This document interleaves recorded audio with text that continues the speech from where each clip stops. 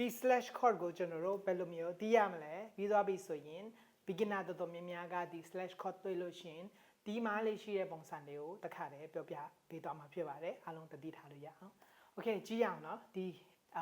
F by G chord အဲ့ဒီ F/G chord ပေါ့နော်အဲ့ဒီ chord ကိုကျွန်တော်တို့ဘယ်လိုတီးရမလဲဆိုတော့ ရိုးရှင်းရှင်းအနေနဲ့ပြောရမယ်ဆိုရင်ကျွန်တော်တို့ F chord ကိုညာဘက်ချမ်းမှာကန်ရပြီးတော့ဘယ်ဘက်ချမ်းကိုကျွန်တော်တို့ G note ကန်ရမှာဖြစ်ပါတယ် bass အနေနဲ့ G ကန်မယ်တစ်လုံးတည်းပြီးရင်ညာဘက်ချမ်းကိုကျွန်တော်တို့ F chord ကန်မယ်အဲ့ဒါကိုပြိုင်တူနေရင်သူရဲ့အတန်ကအဲ့လိုမျိုးဖြစ်ပါတယ်ပြီးတော့တကယ်လို့ကျွန်တော်တို့ပေါ့နော်အဲ့လိုမျိုးခွဲထားတာ F ကညာဘက် G ကဘယ်ဘက်ဆိုရင်ကျွန်တော်တို့မားလေးရှိတဲ့ပုံစံကဘယ်ဘက်လက်ကိုကျွန်တော်တို့ G chord လို့ကန်ရမယ်ပြီးညာဘက်လက် F chord လို့ကန်ရမယ်ထင်တတ်တယ်အဲ့ဒါမဟုတ်ပါဘူးပေါ့နော်ဥပမာကျွန်တော်တို့ဘယ်ဘက်လက်ကို G chord ကန်ညာဘက်လက်ကို F chord ကန်အဲ့လိုမျိုးမဆိုလို့ပါအတန်မမှန်ဘူးပေါ့နော်ကျွန်တော်တို့မှန်တဲ့ပုံစံကဘယ်ဘက်လက်ကိုကျွန်တော်တို့ G တလုံးထဲပဲ bass ကိုအဓိက G မှာထားမယ်ပြီးညာဘက်လက်ကို F ထားမယ်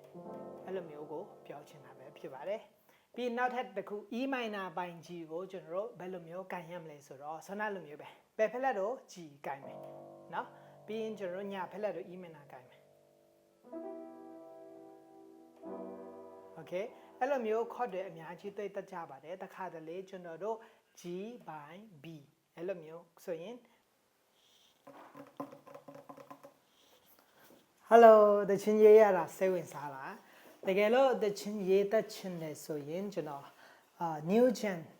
songwriter တင်တန်းလေးဖွင့်ဖို့ရှိပါတယ်အဲ့ဒီ new gen တင်တန်းမှာဆိုရင်ကိုကဂီတာတီးတတ်ဒီဖြစ်စေ piano တီးတတ်ဒီဖြစ်စေဒါမှမဟုတ်မတီးတတ်လည်းကိစ္စမရှိဘူးတကယ်လို့ကိုကတချင်းရေးတတ်ချင်တယ်စိတ်ရှိတယ်ဆိုရင်ဒီတင်တန်းတက်လို့ရပါတယ်တင်တန်းအသေးစိတ်ကို messenger မှာလာဆောင်စမ်းလို့ရပါတယ် G by B အဲ့လိုမျိုးဆိုရင်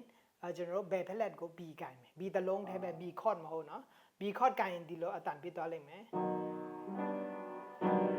အဲ့လိုမျိုးအတန်ဖြစ်သွားလိမ့်မယ်အဲ့ဒါအမှန်ကန်တဲ့အတန်မဟုတ်ဘူးကျွန်တော်တို့ဘယ်ဖက်လက်ကို B တလုံးပဲကိုင်မယ်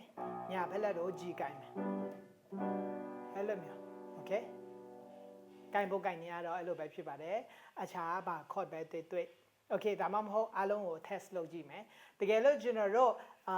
C by E လို့တွေ့ရင်ဘယ်လိုကန်ရမလဲညာဘက်ချမ်းကိုဟုတ်ပါတယ် C chord ဘယ်ဘက်ချမ်းကို E chord မဟုတ်เนาะ E note တစ်လုံးတည်းเนาะဒါဆိုအတန်နဲ့ဒီလိုမျိုးဖြစ်မယ်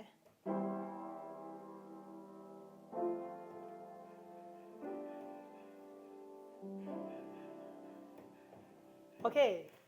သွားပြီးတော့လေ့ကျင့်ကြည့်ပါတကယ်လို့အခြားသိချင်တဲ့ဂီတအကြောင်းရှိတယ်ဆိုရင် comment မှာ comment ထားပြီးတော့မေးထားလို့ရပါတယ်